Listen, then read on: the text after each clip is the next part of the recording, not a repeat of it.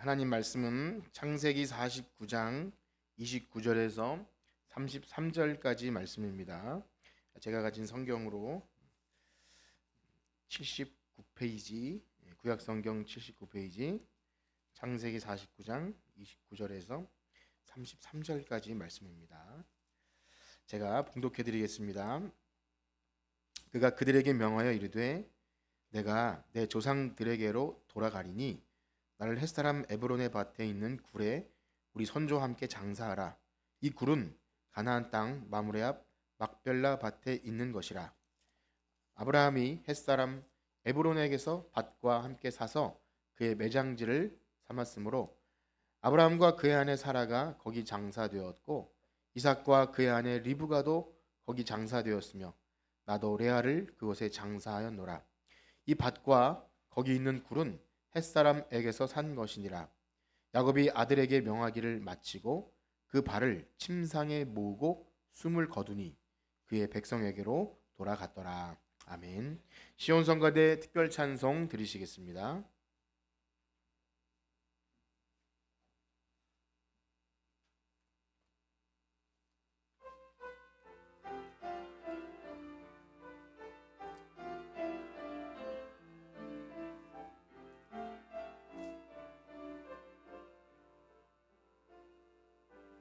주가 주시는 은혜의 선물 사랑으로 우리 자녀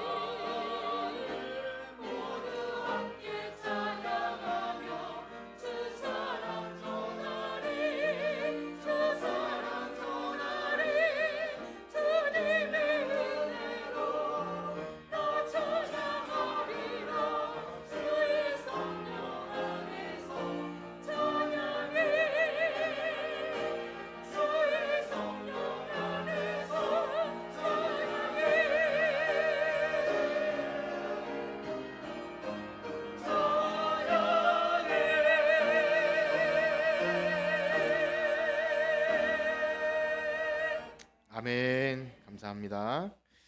우리 옆에 계신 분과 이렇게 한번 인사합시다. 누구와 인사할지 한번 정해보세요. 한번 눈을 한번 마주쳐보세요. 누가 인사할까? 저를 보고 계시면 안 됩니다. 이렇게 인사합시다. 예수님 안에서 죽음을 잘 준비합시다. 예수님 안에서 죽음을 잘 준비합시다. 예.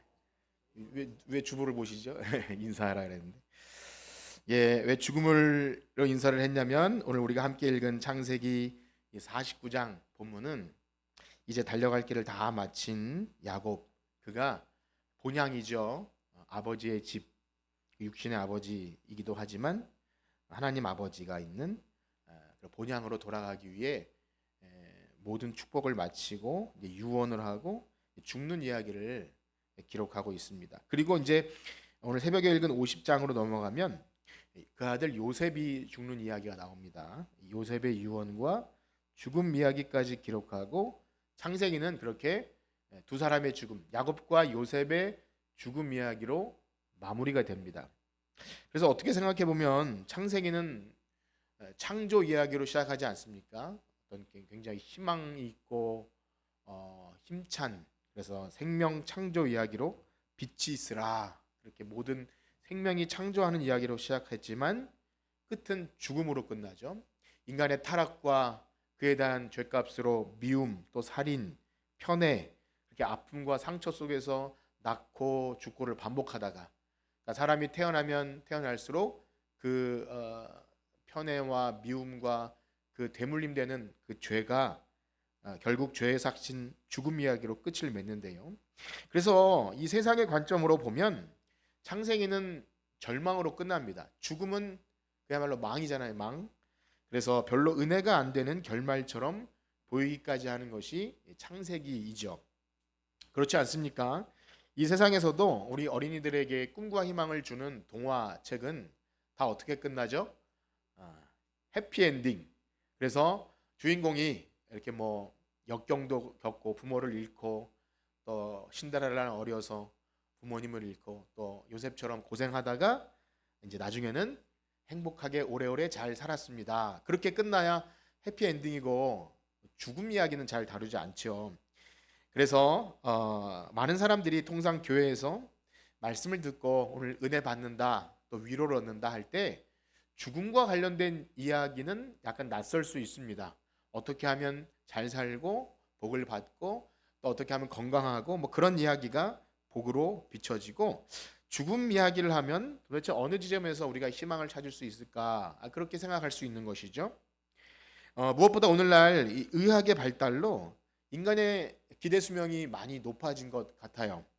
그래서 죽음은 좀 먼 이야기처럼 느껴지죠. 특별히 어떤 큰 질병이나 교통사고를 당하거나 어떤 비행기나 어떤 그런 큰 사건이 아니면 웬만하면 살 만큼 사시다가 그렇게 참 오래 사셨다 할 정도로 숨을 거두기 때문에 죽음이라는 현실이 별로 우리와 상관이 없는 것처럼 그냥 멀리 그냥 때가 돼서 죽었다 싶을 정도로 그렇게 가까이 있는 현실로 여겨지지 않지 않나 싶습니다. 그래서 오늘날 어떻게 보면 죽음을 좀 생각하지 않는 문화는 하나님과 또 영생에 대한 생각을 잘 하지 못하게 하는 어떤 사탄의 계략이 아닐까, 이런 생각도 해보는데요.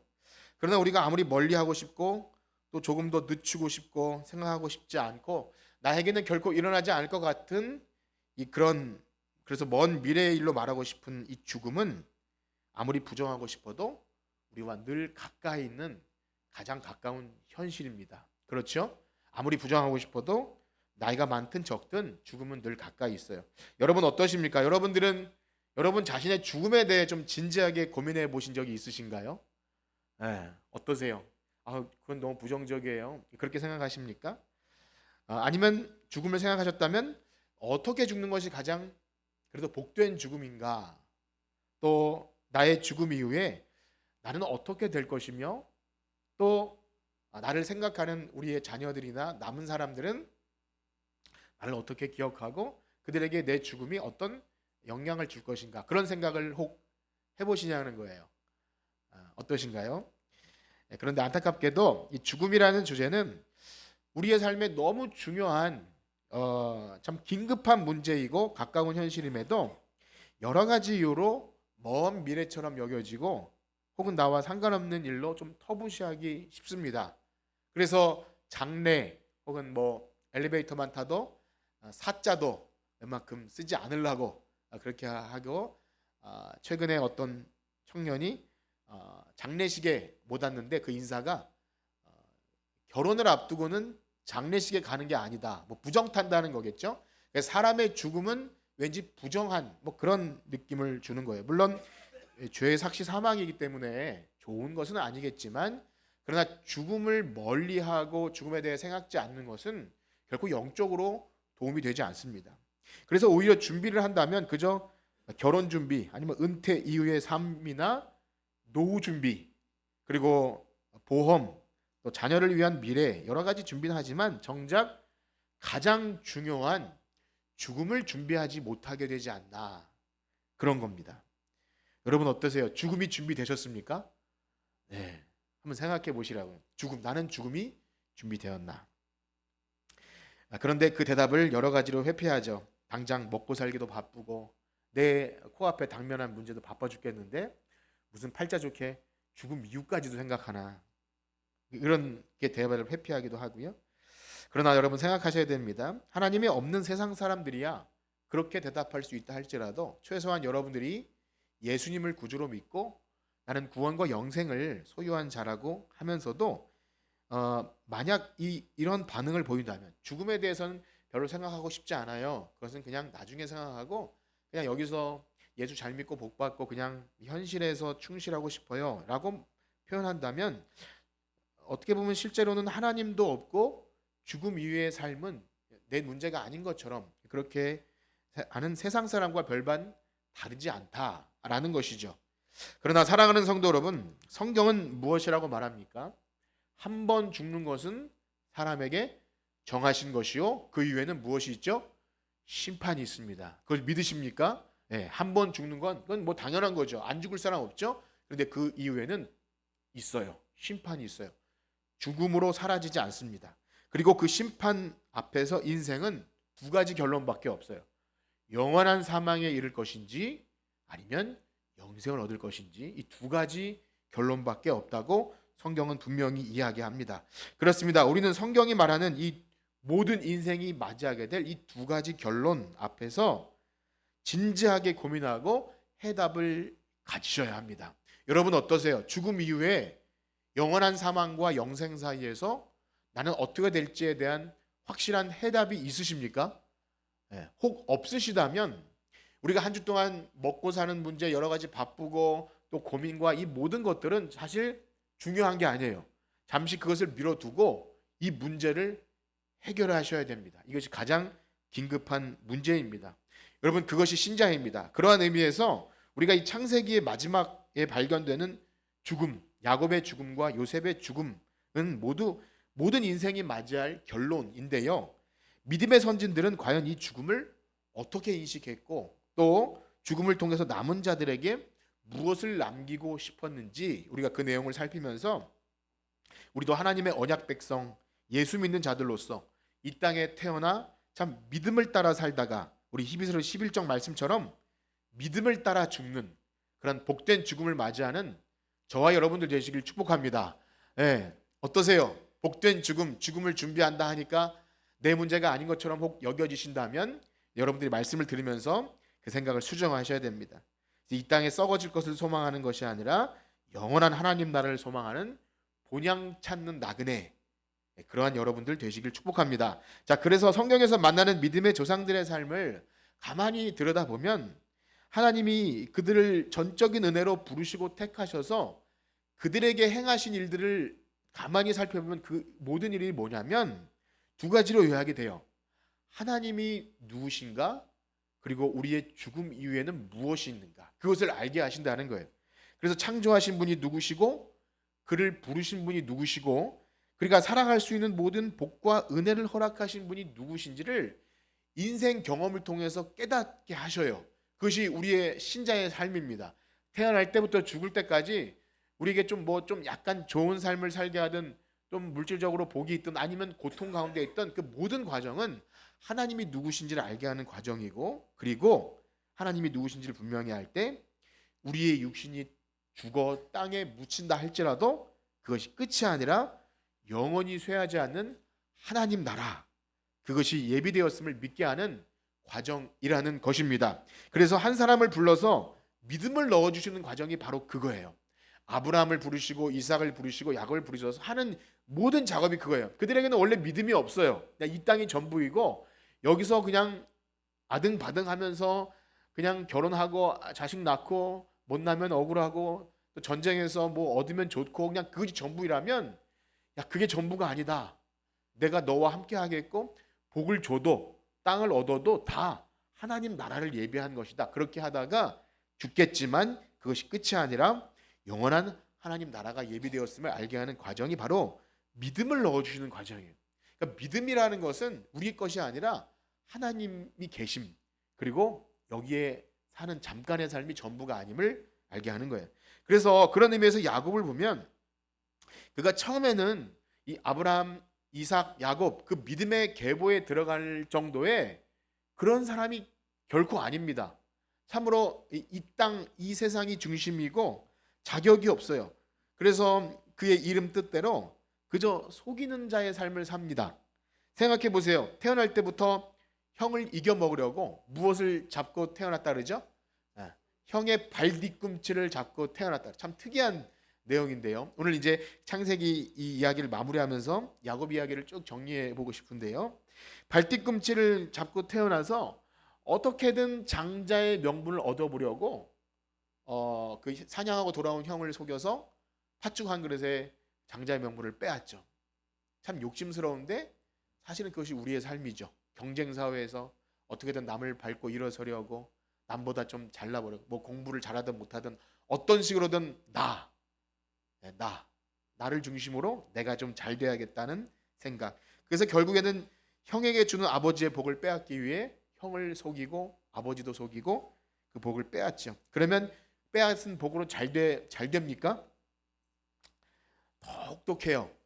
그래서 사실은 하나님은 뱃속에서부터 큰 자가 어린 자를 섬기리라는 그 예언의 말씀으로 야곱을 선택하셨어요. 그런데 놀랍게도 야곱은 뭐 어머니로부터 그 말씀을 들었는지 안 들었는지 늘 자기 힘으로 자기가 노력해서 복 받으려고 애쓰고 노력해서 발버둥 치다가 오히려 도망자 신세가 돼요. 그래서 집을 나와서 도망자가 되어서 살면 좀 나을 줄 알았는데 더 무서운 조교 외삼촌 라반을 만나서 혹독하게 그 형을 또 아버지를 속인 대가를 치르게 됩니다. 참 훈련을 혹독하게 받는데요. 그런데 그 모든 과정은 하나님께서 야곱을 사람 만드는 과정이에요. 미련하고 지렁이 같은 벌레 같은 그런 참 허물투성이 야곱을 그 뒤틀린 삶 가운데 편애와 또 아픔과 그런 참 그래서 더 열등감 때문에 그렇게 관계가 어렵잖아요. 열등감이 있으면 사람 관계도 어려워요. 그런데 그런 뒤틀린 인생을 하나님이 끝까지 포기하지 않고 만나 주세요. 베델에서 하나님을 만나 주셔서 야 야곱아 내가 너와 함께 하겠다. 어디 가든지 내가 너에게 복을 주고 그렇게 너를 만나는 모든 사람 앞에 너를 승리하겠다. 이런 참 놀라운 얘기를 해줘요. 근데 야곱은 그걸 다 이해하지 못하죠. 그래서 어쨌든 그 약속을 붙들고 살아갈 때 신기하게도 하나님께서 그 외삼촌 라반과도 화해하게 해주세요. 그러니까 그가 노력하지도 않았는데 화해를 경험하게 해주시고 또 그 무서워하던 형과도 화해를 하는데 그 과정마다 하나님이 찾아와 주셔요. 야복강가에서 천사와 씨름하면서 하나님께 애타게 하나님 복 주세요 기도하는데 야곱은 이 땅의 복을 구했겠지만 그러나 하나님은 그 모든 과정을 통해서 네 힘으로 사는 게 아니라 내 힘으로 살아야 된다. 하나님을 인식하게 하는 과정이에요. 적극적으로 야곱의 삶에 개입하십니다. 결국 형 에서와도 화해하게 하셔서 이제는 하나님이 계시는구나. 이제 하나님만 믿고 의지하며 살면 되겠구나. 이런 마음으로 하나님만 의지하며 살면 되는데 야곱이 어떻게 되죠? 여러분 인생은요 조금만 편안해지면 하나님 의지하지 않아요. 그렇죠? 그럼 어떠세요? 야곱이 그러했어요. 하나님이 그렇게 나타나 주시고 복 주시고 회복시켜 주시고 그런데도 야곱은 조금만 편안해지면 내 힘으로 사는 줄 알고 착각하고 자기 멋대로 살아요. 그러다 어떻게 됩니까? 엄청난 사건을 경험하잖아요. 거기 잠시 이방 땅에서 가나안 땅 어느 한 곳에서 막내딸 디나가 그 해족속 하몰의 아들에게 강간당하는 사건을 겪었는데 그걸 그냥 그대로 덮으려다가 아들들이 가서 난장판을 만들어놔요. 그 족속을 다 칼로 죽이는 엄청난 칼부림이 일어납니다. 그런데도 그때도 깨닫지 못하고 아들들에게 핑계 대면서 너희들 때문에 내가 못 살겠다 그러면서 엄청 또 아들들을 책망해요. 그래서 나중에 축복할 때 보면 그들은 자네하는 칼이라 하면서 막 너희들이 칼로 뭐 이런 얘기를 합니다. 그런데요, 그 순간에 또 하나님이 나타나셔서 야곱에게 야곱아 너 왜 여기서 왜 이러고 있냐? 절망하지 말고 또 어디로 올라가라 그래요? 베델로 올라가라. 그러니까 야곱은 늘 자기 자신만 생각하고 미련함 속에서 늘 그렇게 뭐랄까요 욕심과 그런 열등감과 그 속에 사는데 하나님은 야곱을 한 번도 포기하지 않고 야 야곱아 너 왜 그러고 있냐? 베델로 올라와라. 또 신앙을 회복시켜 주세요. 그래서 야곱의 모든 삶은 보면 우리를 보는 것 같아요. 그렇죠. 처음 신앙이 뜨거울 때나 하나님 만났을 때 너무나 감사하고 좋아서 마치 하나님을 위해 내 삶을 다 드릴 것처럼 그렇게 하다가도 조금만 편안해지고 그러면 내 삶에 그냥 익숙해져서 내가 언제 그렇게 신앙이 좋았냐 싶을 정도로 이 세상에 길들여지면 아이쿠야 또 하나님이 신호를 보내주세요. 그렇게 신앙을 회복시켜 주십니다. 이 모든 과정이 하나님이 계심을 알게 하는 과정이에요. 뭐 형통하든 아니면 잘못되든 다 하나님의 손 안에 있는 겁니다. 그래서 결정적으로 그가 가지고 있는 큰 인생의 상처라 그럴까요? 어릴 때부터 그 아버지로 받았던 편애, 그 열등감을 극복하지 못하고 하나님께서 많은 자녀를 주셨는데 자기가 가장 사랑했던 라헬의 아들 요셉만 편애해요. 그 아들만 색동옷을 입히고 그 아들만 양치기 목동 안 시키고 집에서 편안하게 살게 하다가 결국 어떻게 됩니까? 형들의 미움을 받아서 그만 가장 사랑하는 그 아들을 잃어버리게 해요. 그러니까 때로는 하나님께서 가장 사랑했던 그것을 잃어버리게 함으로 정신 차리게 하시는 일도 경험합니다. 그때 그 하나님께서 그 이스라엘 백성이 사실 정체성을 잃어버린 거예요. 그 서로 미워하고 서로 동생을 미워하고 아버지를 또 미워하는 그 속에서 과연 이 백성이 이스라엘 그 언약을 이어가는 그 사실 이스라엘 백성은요 예수 그리스도가 나오게 하는 중요한 이 언약의 백성들이거든요. 그래서 잘 돼야 돼요. 그들이 이 땅에서 제사장 나라로서 복의 통로로서 아브라함의 약속하신 모든 민족 가운데 복이 되는 민족을 살아야 되는데 엉망진창이 되어버린 겁니다. 그런데 하나님께서 어떻게 역사하시죠? 그가 가장 사랑하는 아들 요셉을 잃어버린 줄 알았더니 그 요셉을 통해서 놀라운 일을 준비하신 거예요. 그러니까 우리가 읽은 그 내용이죠. 요셉의 이 애굽으로 팔려가서 그렇게 됩니다. 그런데 야곱이요 그때 죽음 이야기를 하는데 우리 한번 이 이야기를 읽어봤으면 좋겠어요. 37장 35절입니다. 창세기 37장 35절 시작. 그의 모든 자녀가 위로하되 그가 위로를 받지 아니하여 이르되 내가 슬퍼하여 스올로 내려가 아들에게로 가리라 하고 그 아버지가 그를 위하여 그의 심정은 이해가 가는데 지금 하나님 앞에서 하나님을 염두에 두고 있다면 이런 말을 할 수 없는데 내가 슬퍼하며 스올로 내려가 아들에게로 가리라. 이 스올이라는 것은 당시 고대 어떤 죽음의 구렁텅이 죽는 사람들은 다 가게 되는 무덤 같은 그런 개념입니다. 그 나라 말이에요. 우리나라 말이 아닌데 스올. 그러니까 이 야곱에게 있어서 죽음은 절망이었어요. 아무런 소망이 없이 그냥 야 소망도 없이 그냥 죽는 게 낫겠다. 이게 죽음에 대한 이미지가 그랬다는 겁니다. 왜 그렇습니까? 하나님을 인식하지 않고 그저 자기를 위해서 또 자기가 사랑하는 자만 위해서 그렇게 아등바등 욕심 부리면서 살아갈 때 이 세상이 전부예요. 그러면 용서도 없고 화해도 없고 배려도 없고 다른 아들들이 얼마나 아팠을까라는 그런 생각조차 없어요. 그냥 자기 자신만을 위해서 삽니다. 언약 백성임에도 하나님을 인식하지 않을 때 죽음을 인식할 수 없어요. 그저 절망 속에서 차라리 죽는 게 낫다. 이런 소망 없는 사람처럼 살아가더라는 거예요. 사실은 이것은 굉장히 심각한 문제입니다. 하나님의 백성인데도 절망 앞에서 죽음을 이런 식으로 인식하는 것은 사실 불신앙이죠. 그러나 하나님은 놀랍게도 야곱의 인생에 큰 그림을 그리고 계셨어요.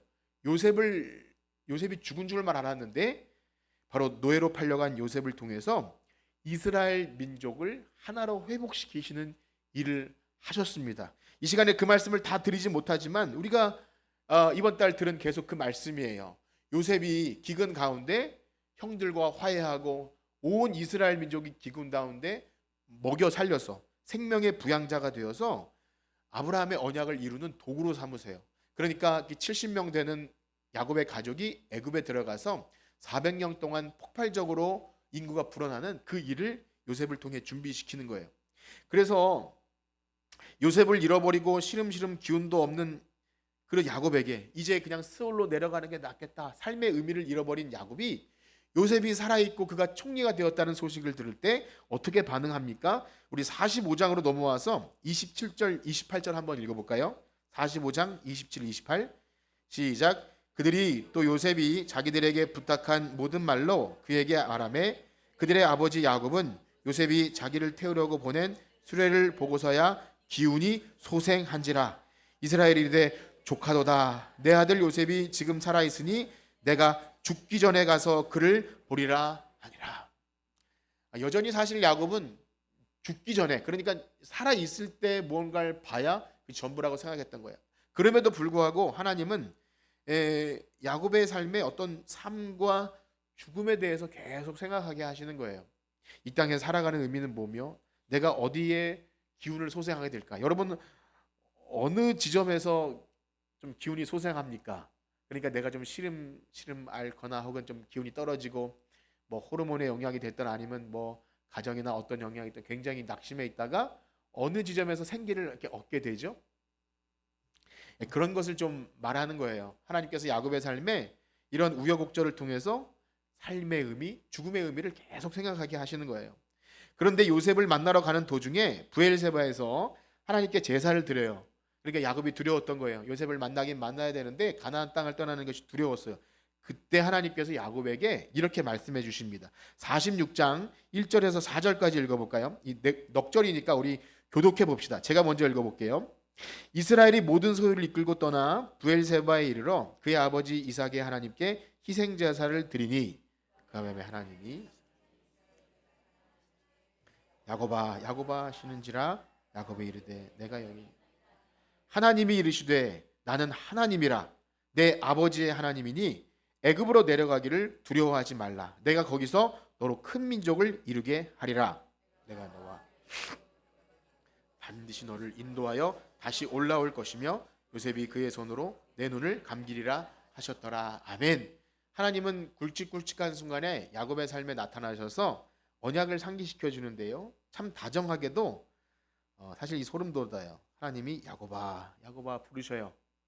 그러면서 두려워하지 마라. 너로 큰 민족을 이루게 하겠고 내가 너와 함께 하겠고 다시 돌아오게 하겠다. 그렇게 말씀하셔요. 그 말은 가나안 땅에 돌아오게 하시겠다는 거예요. 그런데요, 살아서 돌아옵니까? 죽어서 돌아옵니까? 네. 여기 뭐래요? 요셉이 어떻게 한다 그러죠? 그의 손으로 내 눈을 감기리라. 이게 무슨 말이에요? 넌 죽을 거야. 거기서 애굽 땅에서 죽게 될 거야. 그런데 죽음 이후에도 너는 죽지만 그게 끝이 아니라 내가 너와 영원토록 함께 할 거니까 네 삶을 책임져 줄 거야. 가나안 땅으로 돌아가게. 그러니까 죽음이 끝이 아닌 것을 계속 알려주시는 거예요. 그러니까 이 땅에서도 함께 하겠지만 그게 끝이 아니라 죽음 이후에도 너와 함께 하니까 너는 거기서 잘 죽어야 돼. 좋은 죽음을 맞이해야 돼. 죽음이 절망이 아니라 분명히 후손들에게 너의 죽음을 통해 뭔가 말해야 돼. 히브리서에 보면요, 그 믿음의 선진들이 죽었으나 지금도 말하느니라. 그렇게 죽음은 말을 합니다. 예수 그리스도의 피도 우리에게 말을 하듯이 성도의 죽음은 우리들에게 많은 메시지를 남겨요. 그리고 우리가 이번 주 읽은 말씀처럼 실제 야곱이 병들어 죽게 됐을 때 요셉의 두 아들들, 요셉을 잃어버린 줄 알았는데 그 두 아들까지 보니까 얼마나 감개무량합니까? 그 두 아들을 이제 축복하는 병문안을 왔는데 그 두 손자를 안고서 죽어도 요한이 없는 거죠. 그러니까 이 요셉은 죽은 줄 알았는데 이 두 손자까지 보니까 얼마나 기쁩니까? 놀랍게도요, 야곱의 육신은 점점 힘이 빠져가요. 더 이상 내 힘으로 무언가 쟁취할 수 없어요. 젊었을 때는 어떻게든 장자의 명분을 뺏어보고 양들을 많이 얻고 또 그 다음에 이 땅에서 막 우리간을 짓고 좀 부자가 되려고 애쓰고 노력했는데 이젠 그럴 힘조차 없어요. 그런데 죽을 날이 가까울수록 더 선명해지는 게 뭐냐면 하나님에 대한 인식. 야, 하나님이 나를 여기까지 인도하셨구나. 그리고 죽음에 대한 생각이 점점 정리가 돼요. 죽음이 끝이 아니로구나.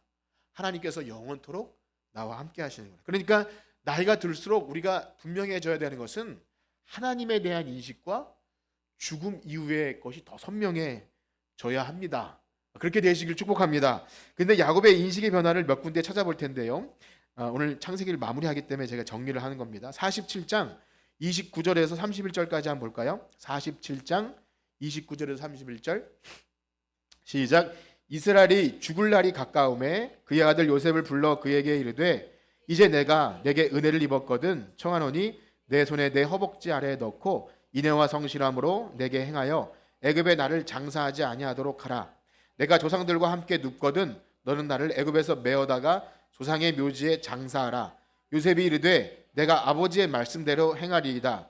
야곱이 또 이르되 내게 맹세하라 하며 그가 맹세하니 이스라엘이 침상머리에서 하나님께 아멘. 이스라엘이 죽을 날이 가까웠어. 이스라엘이 야곱이죠.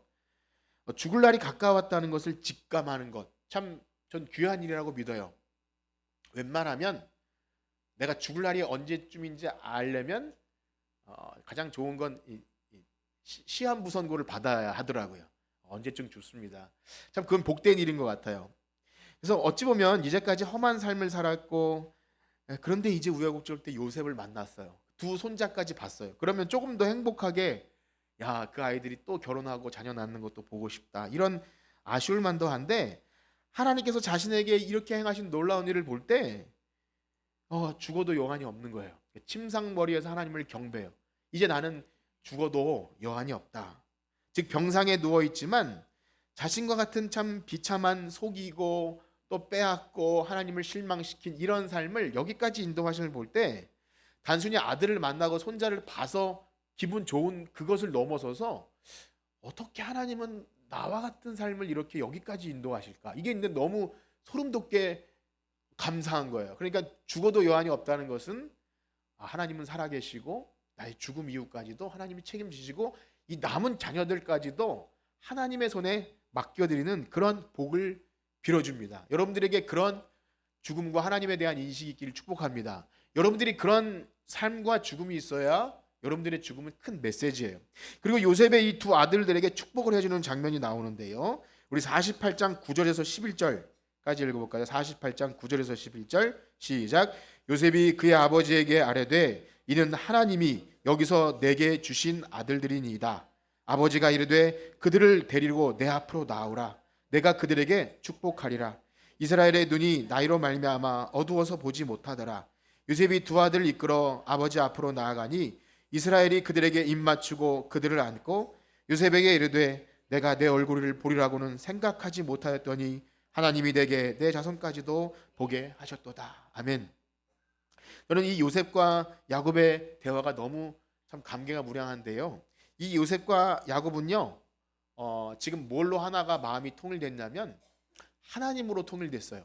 그래서 요셉은 아버지 하나님이 여기서 내게 주신 아들입니다. 그렇게 하나님을 근거로 얘기하고요. 야곱도 야 하나님께서 너를 보게 하시는구나. 그러니까 이 야곱과 요셉이 뭘로 마음이 통했냐면 하나님의 살아계심으로 마음이 통한 거예요. 참으로 우리 가정에서 여러분 아버지와 아들이 하나님을 중심으로 대화할 수 있다는 것은 정말 놀라운 복인 것 같아요. 그렇지 않습니까?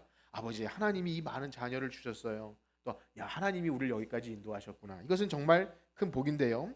그렇습니다. 이미 요셉은 하나님께서 자신을 이곳에 보낸 것이 그러니까 자신이 여기 온 것이 형들이 미워해서 판 것이 아니라 하나님이 나를 보내셨다는 하나님의 인식이 있어요. 그러니까 거기서 용서도 일어나고 또 형제들과 화해할 수도 있는 거예요. 그러니까 하나님을 인식하지 못하고 죽음에 대한 시각이 없으면 용서도 없고 화해도 없고요.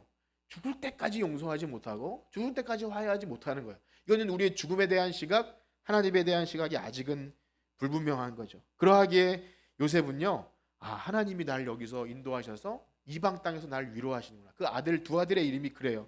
하나님이 나에게 근심을 씻어주시고 나에게 복을 더하시는구나. 에브라임 므낫세가 그렇다는 거예요. 그리고 이어서 야곱이 놀라운 하나님에 대한 신앙 고백이 나옵니다. 우리 48장 15절에서 16절 한번 읽어봅시다. 48장 15절에서 16절 시작. 그가 요셉을 위하여 축복하여 이르되 내 조 아브라함과 아버지 이삭이 섬기던 하나님, 나의 출생으로부터 지금까지 나를 기르신 하나님, 나를 모든 환난에서 건지신 여호와의 사자께서 이 아들에게 복을. 아멘. 여기까지만 읽겠습니다. 지금 야곱의 모든 말 속에서 하나님, 아브라함, 또 아버지 이삭이 섬기던 하나님, 나의 출생으로부터 지금까지 나를 기르신 하나님, 그 인생에 정리하는 말이죠. 여러분 목장 모임하면서 여러분들의 삶을 만약에 정리할 때 하나님이 나와 어떤 관계를 맺었는지를 어떻게 여러분 말로 한번 표현해 보세요. 어떤 하나님이신가? 나를 출생부터 지금까지 나를 길러주셨다 할 만큼 하나님과의 그 에피소드가 있는지를 좀 생각해 봤으면 좋겠어요. 그리고 나를 모든 환난에서 건지신 여호와께서 여기가 끝이 아니라 이 아이들에게도 복을 달라. 만약에 여러분들이 죽음의 순간 자녀들에게 또 손주들에게 야, 하나님은 이런 분이야, 나를 이렇게 여기까지 인도했고 너희들도 하나님이 함께 하실 거야, 이렇게 말할 수 있다면 전 너무나 귀하고 복된 죽음이라 믿습니다. 그래서 전체 이 전에 죽음을 야곱은 스울로 내려간다 그랬잖아요. 죽음은 절망이고 이제 끝이야 라고 했던 야곱의 죽음에 대한 시선이 변하는 거예요. 전적인 하나님의 은혜로 그의 인생 사람 막대기와 인생 채찍을 통해서 죽음이 끝이 아니다, 내가 너와 함께 하겠다는 것을 주신 거예요. 그래서 우리가 이 야곱 이야기 요셉 읽으면서 하나님이 우리와 함께 하시고 복을 주시는 것을 단순히 이 땅에서 잘되고 복받고 형통하는 것에 그쳐서는 안 됩니다.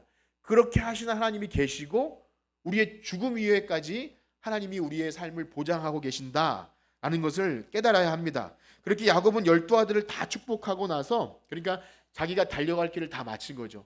그거는 어디 가서 길에서 비명 행사하지 않고 그 아들들을 다 불러다가 하나하나 축복해요. 물론 여기 축복의 내용이 약간 저주처럼 들리긴 하지만 각각 그 분량에 따라서 그의 가장 아들들에게 좋은 말씀을 다 해주고 이제 침상에서 숨을 거두는데요. 오늘 본문이죠. 49장 33절 한번 읽어볼까요? 49장 33절 시작. 야곱이 아들에게 명하기를 마치고 그 발을 침상에 모으고 숨을 거두니 그의 백성에게로. 아멘. 참 이 표현이 히브리식 표현인데 그 발을 침상에 모으고 숨을 거두다. 재미있게도요, 이런 표현이 있어요. 창세기의 저자는 야곱의 삶을 발로 시작해서 발로 마무리했다 그래요. 태어날 때 형 발 뒤꿈치를 잡고 태어나서 발버둥 치면서 살았잖아요. 내가 복을 얻기 위해서 발로 뛰어다니고 속이고, 그럴 때는 평강이 없고 늘 상처 속에서 아프고 괴로웠지만 이제 모든 힘이 다 빠져서 마치 관 속에 누워있듯이 발을 가지런히 침상에 모아놓고 그냥 이제 숨이 넘어가기 직전이지만 그는 너무나 평안한 거예요. 그리고 그의 백성에게로 돌아갔더라 이렇게 표현하죠. 즉 하나님 아버지의 집에 그 믿음의 조상들과 함께 이제 합류하는 거예요. 이 돌아갔다는 표현이 합류하다는 표현이라 그래요.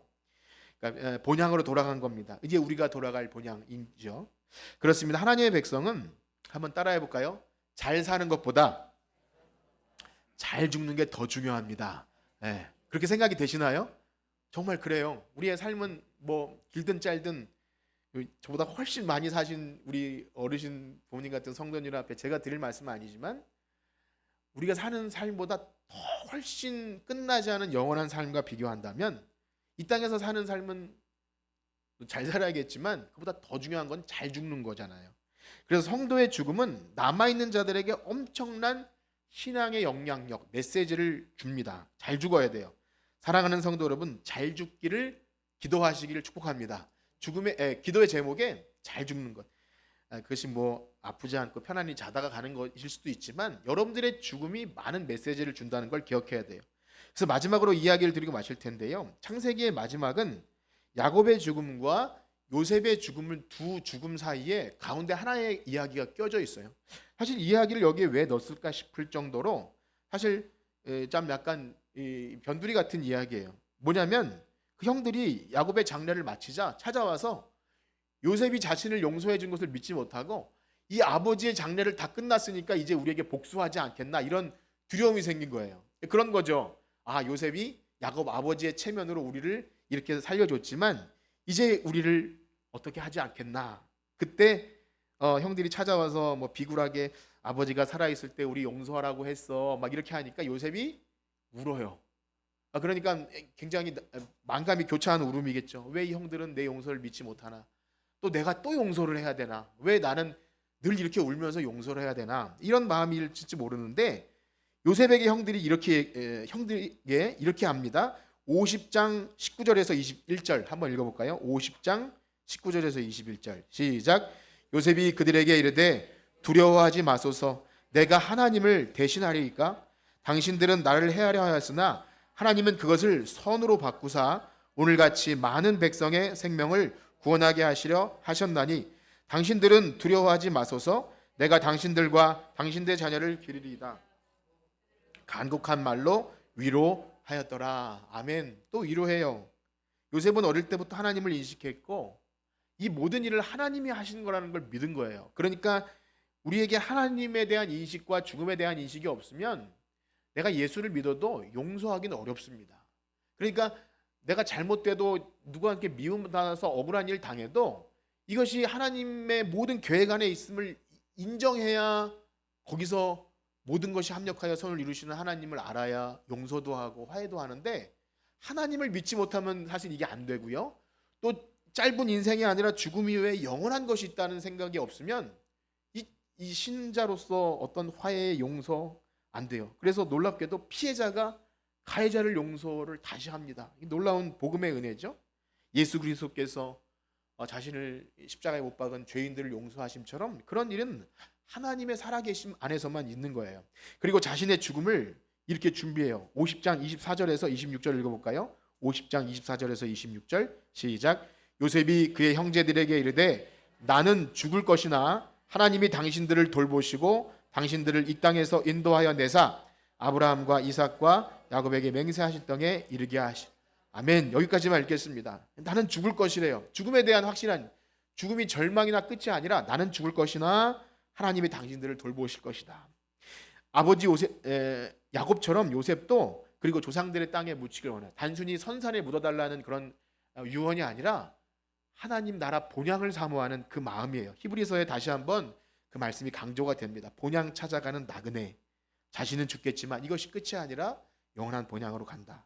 그래서 언약 백성들에게 죽음은 끝이 아니었습니다. 그들의 시각에서 하나님이 살아계시고 돌아갈 본향이 있었던 거예요. 그 죽음 앞에서 자신들이 어디로 갈지를 분명히 알았기 때문에 남은 자들에게도 하나님이 너희를 지켜줄 것이니까 하나님 의지해라 이렇게 유언으로 남겨줄 수 있었던 겁니다. 무엇보다 하나님은 믿음의 사람들의 죽음 앞에서 이처럼 용서와 화해의 순간을 경험할 시간을 주셔요. 그러니까 야곱의 죽음과 요셉의 죽음 사이에 이 화해 사건이 있다는 것은 우리가 죽음과 하나님을 어떻게 인식하느냐에 따라 우리 남은 삶 동안 사람들과의 관계가 어떠하다는 것을 알게 해주죠. 여러분 어떠하십니까? 여러분들의 그 죽음과 하나님에 대한 인식이 여러분들의 삶에 어떠한 영향력을 나타납니까? 그러니까 하나님을 믿는다 하면서도 용서하지 못하고 화해하지 못하고 여전히 욕심과 내려놓지 못하는 그런 것이 혹 여러분들에게 있지는 않으십니까? 이 땅의 것을 메인 것을 푸는 것은요 하나님을 인식할 때만 가능합니다. 여러분 이 땅의 메인 것을 푸는 삶을 사시길 축복합니다.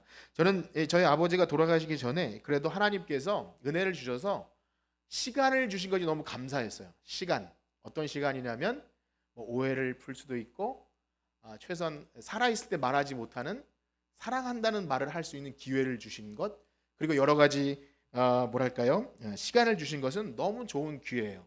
죽음 앞에서 많은 것을 생각하고 자녀들이 함께 모여 생각하는 이 시간들은 성도의 죽음 앞에 너무나 귀한 시간이에요. 무엇보다 저 자신의 죽음에 대해서는 생각지 못하죠. 젊어서 무슨 죽음을 생각합니까?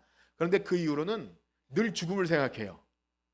매주 그 유언대로 밭 모퉁이에 묻어드렸는데 갈 때마다 그 보면서 야 남은 시간을 어떻게 써야 될까를 생각해요. 그러니까 죽음을 생각하는 것은요 절망과 무슨 우울함과 무슨 그런 그러죠 굉장히 갑자기 단어가 생각이 안 나는데 회의적이고 비관적인 것이 아니라 성도의 죽음과 영원한 하나님 나라에 대한 확고함은 이 땅에서의 가장 귀한 삶을 살게 합니다. 여러분들에게 그런 은혜가 있기를 축복합니다.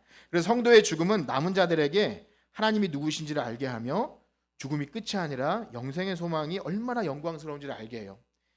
그래서 장례식을 통해서 오해와 아픔을 가지고 만나지 못했던 지체들을 만나서 이렇게 오해를 푸는 시간들은 저에게 너무나 귀했고요.